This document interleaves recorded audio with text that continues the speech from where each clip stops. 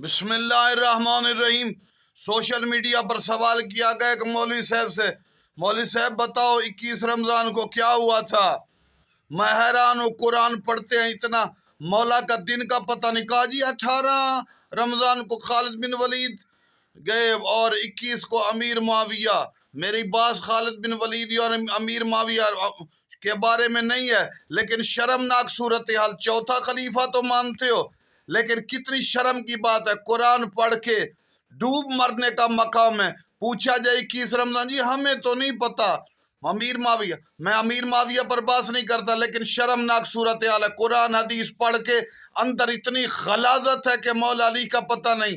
21 रमजान की मौलवी तुझे होश नहीं, तो ये खारजी नासबी लोग होते हैं, बदमाश होते हैं, जो अमीर अल मोमिनीन से दुश्मनी करते हैं।